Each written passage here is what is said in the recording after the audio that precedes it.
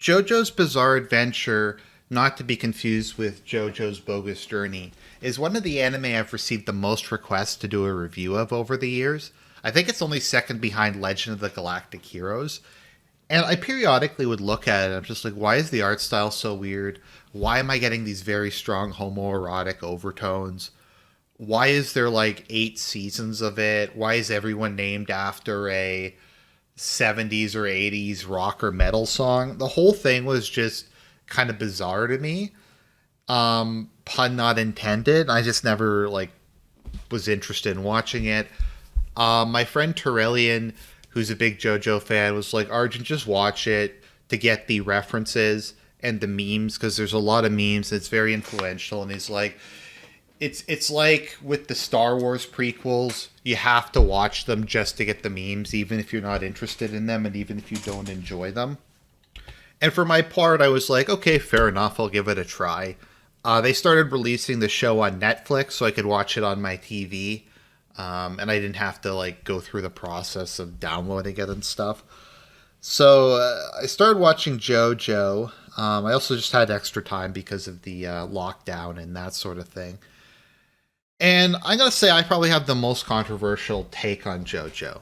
Um, Once again, it's what my friend Terrellian says about Evangelion. He has the most controversial take, which is it's okay.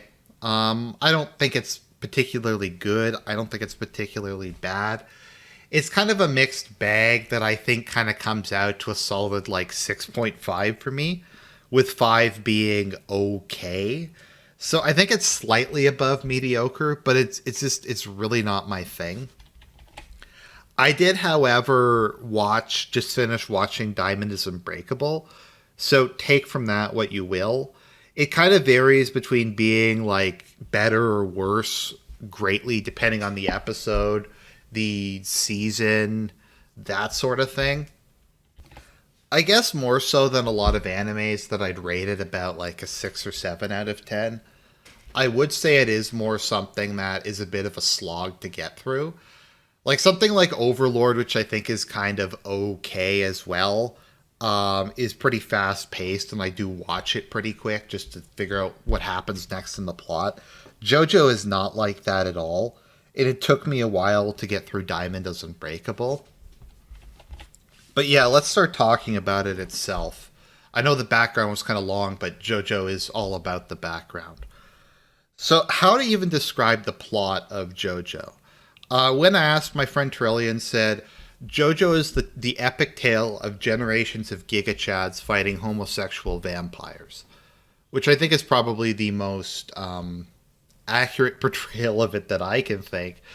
So it spans the Joestar family over, I guess it's over 100 years by the time of Stone Ocean, in their fight against Dio Brando and his variety of minions and descendants and that kind of thing. So JoJo is structured in terms of there being series, although it's kind of weird because I think Battle Tendency is both part 2 and part 3. Or no, sorry. Battle Tendency and Phantom Blood is both part of part. I don't know. It doesn't make any sense. Anyways, it's structured based on whatever JoJo is the primary JoJo at that particular time. And they tend to take place in different eras. I think there's, generally speaking, a couple decades separating each one, with the time skips becoming less prominent as time goes on.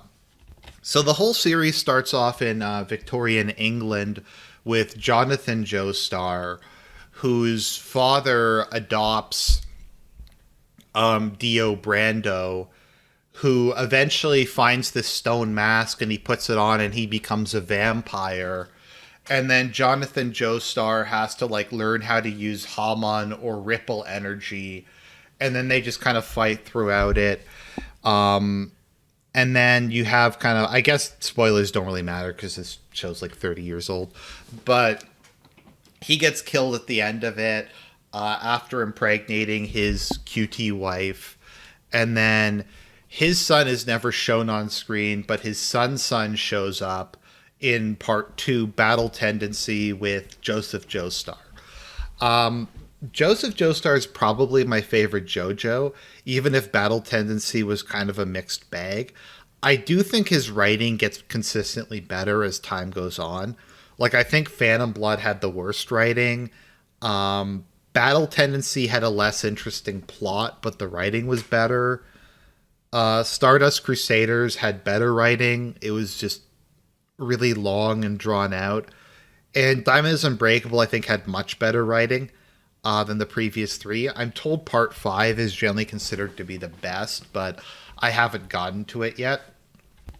So I guess I would say kind of my central, if you had to ask what is my central takeaway of JoJo, it's really, really weird. Somebody described it to me as JoJo's Bizarre Adventure is like postmodern storytelling at the most postmodern. It kind of denies all the rules to how to tell a story. And in terms of like writing, plot flow, narration, and stuff like that, it's just very odd. I'm sorry if I'm kind of struggling to find a word other than odd or bizarre or weird, but if you've ever watched JoJo for any length of time, I think you know what I'm talking about. Because it's like this weird postmodern thing that obviously a lot of alcohol was involved in watching. I mean, writing, but it's also super pulpy and in a lot of ways it's kind of like the archetypical shonen manga. So it's hard to even like really describe. It's just very strange. So maybe I'll just try to talk about the series as a whole. So my single biggest complaint with JoJo is that it's just very long and drawn out. And that's a problem a lot of shonen stuff has, is just because it's a weekly serial, so they just have to put in a lot of filler, or they just have to draw things out. Now, I've heard people argue that Stardust Crusaders doesn't have filler because a lot of people find the monsters of the week interesting, and they are technically, at least tangentially, related to the plot. For my part, I just found all the seasons I've watched have a lot of filler. They're a lot more drawn out than they really need to be. And I found it kind of a chore and a slog to get through them.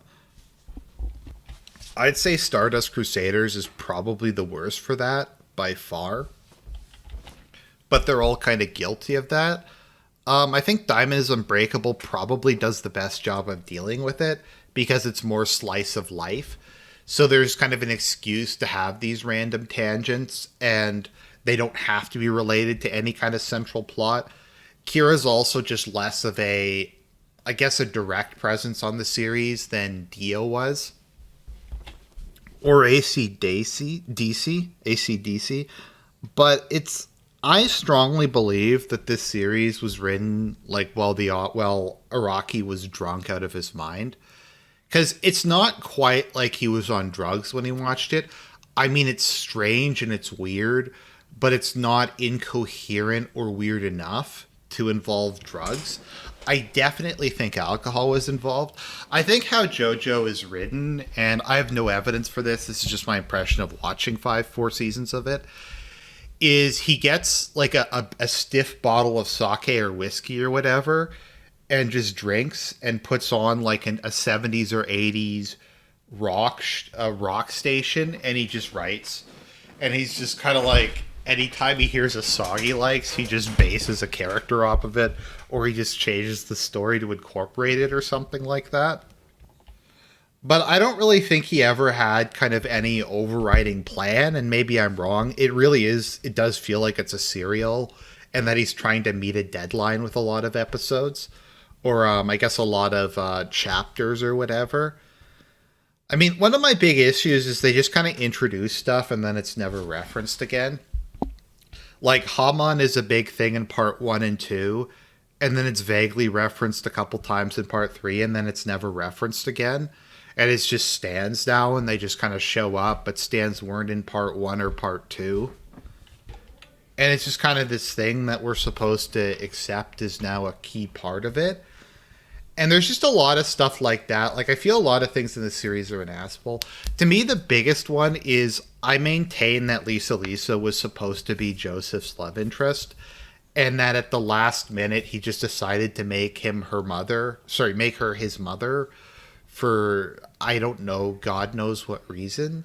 I'm not really sure why. And then you get other stuff like Joseph adopts the baby in part 4, and then the baby's never referenced again in any of the future parts. And like Josuke never shows up. Like it's really weird like who shows up and who doesn't show up in future parts. Because sometimes like Joseph, they get a major role in the next 2 series, and then sometimes they're just never referenced again or something like that. It's really just it doesn't really follow any conventional rules of storytelling. There's also just a lot of like other bizarre decisions they made. Like particularly in part 1 and 2, you just have so much narrating of what's going on screen. Like that's like Speedwagon's entire contribution to the show is he just narrates what's ever happening on screen.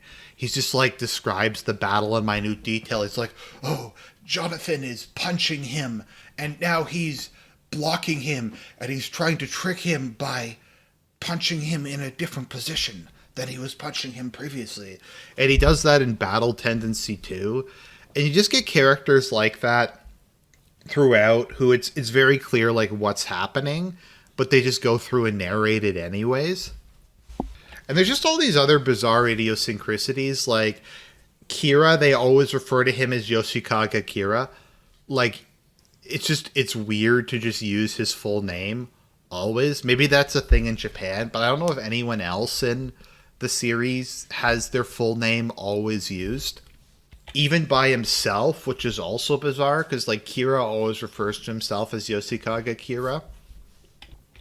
It's really weird. So I guess maybe let's just go through and I'll review the various JoJos. Because you can't really have a review of this that's not stream of consciousness because it's just so all over the place. Jonathan I thought was pretty boring. He's just kind of a generic hero. I mean, there's nothing really wrong with that. His writing I don't think was very good at the time.